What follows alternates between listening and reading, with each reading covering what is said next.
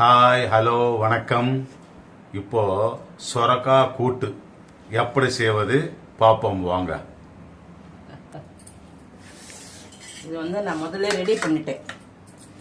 சொரக்காய் தெரியல உங்களுக்கு, இந்த மாதிரி பொடியாக கட் பண்ணிக்கிட்டு இதில் கொஞ்சம் அந்த சொரக்காய்க்கு வந்து கொஞ்சம் உப்பு போட்டேன், கொஞ்சம் மஞ்சள்தூள் போட்டு கொஞ்சோண்டு இவ்வளோ மிளகாய்த்தூள் போட்டேன். கொஞ்சமாக தான் போடணும், சுரக்காய்க்கு வந்து அவ்வளோ காரம் இல்லை, இழுக்காது. கொஞ்சோண்டு போட்டால் போதும். போட்டு நல்லா வேக வச்சு வச்சுருக்கேன். இப்போ தாளிக்க வேண்டியதுதான். இது வந்து இந்த ரெசிபி வந்து சப்பாத்திக்கு சூப்பராக இருக்கும். உங்களுக்கு தேவைப்பட்டால் கொஞ்சம் தேங்காய் அரைச்சி ஊற்றிக்கலாம். நைட்டில் எங்கள் வீட்டில் தேங்காய் சாப்பிட மாட்டாங்க, நான் சப்பாத்திக்கு இது மட்டும்தான் செய்கிறேன். இல்லைன்னா கூட நல்லா இருக்கும். சப்பாத்திக்கு சூப்பராக இருக்கும். இந்த இது எண்ணெய் கம்மியாக போட்டு செய்கிறது பாருங்கள். ஒரு 2 ஸ்பூன் எண்ணெய் விட்டால் போதும், அதுக்கு மேலெல்லாம் தேவையில்லை. இப்போதான் எண்ணெய்லாம் நிறையா சாப்பிடக்கூடாதுன்றாங்க இல்லையா, நம்ம வீட்டு சமையல் தானே இது. நம்ம எப்படி நான் வீட்டில் செய்கிறேன்னு அதான் உங்களுக்கு காமிக்கிறேன். வடகம் தெரியல உங்களுக்கு, வடகம்ன்றது நல்லா தெரியும். நம்ம வீட்டில் வடகம் போன வருஷம் வச்சது, இந்த வருஷம் வைக்க போகிறோம். சம்மர் வந்தால் இதை பாருங்கள், கொஞ்சோண்டு வடகம் போட்டேன்.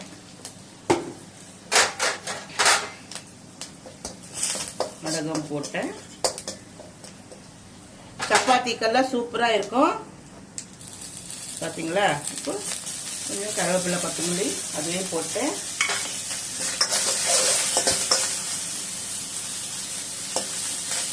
ஏன்னா கருவேப்பிலை கொஞ்சம் எண்ணெயில் போட்டால் தான் நல்லா ஸ்மெல்லு வருது, அதுக்காக தான் போட்டிருக்கேன். இப்போ இதை எடுத்து இதில் இந்த மாதிரி கொஞ்சமாக தண்ணி விட்டு இந்த மாதிரி திக்காக வேக வச்சுக்கோங்க. உப்பு, காரம், மஞ்சள் தூள், அவ்வளோதான். குக்கரில் வச்சா இன்னும் நல்லா இருக்கும். கிண்ணத்தில் வச்சு கூட நம்ம வந்து வேக வச்சுக்கலாம். பார்த்தீங்களா, அவ்வளவுதான். தாளிச்சிட்டோம்.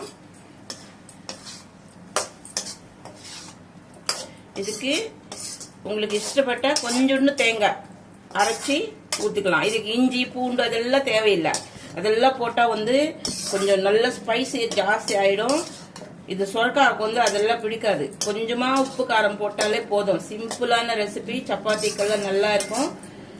பூரிக்கு சப்பாத்திக்கு சூப்பரான ரெசிபி இது. நீங்கள் இப்படியே செஞ்சு பாருங்க, ஸ்கிப் பண்ணாமே பார்த்தீங்கன்னா தான் உங்களுக்கு நல்லா புரியும். இப்போ நல்லா திக்காக வந்துடுச்சு இல்லைங்களா, அந்த மாதிரி தான் கொஞ்சமாக தண்ணி விட்டு நல்லா வேக வச்சுக்கணும் முதல்ல. இப்போ நம்ம வீட்டில் அரைச்ச கரம் மசாலா பவுடர் இது கொஞ்சோண்டு போடுறேன். ஒரு 1/4 டீஸ்பூன் கூட இல்லை, பார்த்துக்கோங்க. அதுக்கு வந்து இந்த அளவுக்கு தான் போட்டிருக்கேன். இன்னும் கொஞ்சம் ஜாஸ்தி கறி கொஞ்சம் ஜாஸ்தி பண்ணியிருந்தா இன்னும் அதுக்கு தகுந்த போல் நீங்கள் போட்டுக்கலாம். அவ்வளோதான். சிம்பிளான ரெசிப்பியில் சிம்பிளான சொரக்காய். சொரக்காய் வந்து என்ன சொல்கிறது, இது குருமான்றது கிடையாது, சும்மா கிரேவி மாதிரி. அவ்வளோதான், முடிஞ்சிடுச்சு. தாளிச்சிட்டோம். லாஸ்ட்டில் வந்து அந்த பவுடர் கொஞ்சம் போட்டு இறக்க வேண்டியது தான். அவ்வளோதான். சிம்பிளாக சீக்கிரமாக முடியும். பாருங்கள், சப்ஸ்கிரைப் பண்ணுங்கள், ஷேர் பண்ணுங்கள், லைக் பண்ணுங்கள். இதே மாதிரி செஞ்சு பார்த்துட்டு நீங்கள் சாப்பிட்டுட்டு சப்பாத்திக்கு வச்சு பூரிக்கு வச்சு சாப்பிட்டுட்டு சாதத்துக்கு கூட நல்லா இருக்கும், சாப்பாடுக்கும் நல்லா இருக்கும். சப்பாத்தி எதுக்கு வேணாலும் நம்ம சைட் டிஷ்ஷை வச்சு சாப்பிட்டுக்கலாம். சாப்பிட்டுட்டு நீங்கள் வந்து கமெண்ட் பண்ணுங்கள். அவ்வளோதான், சொரக்காய் கிரேவி.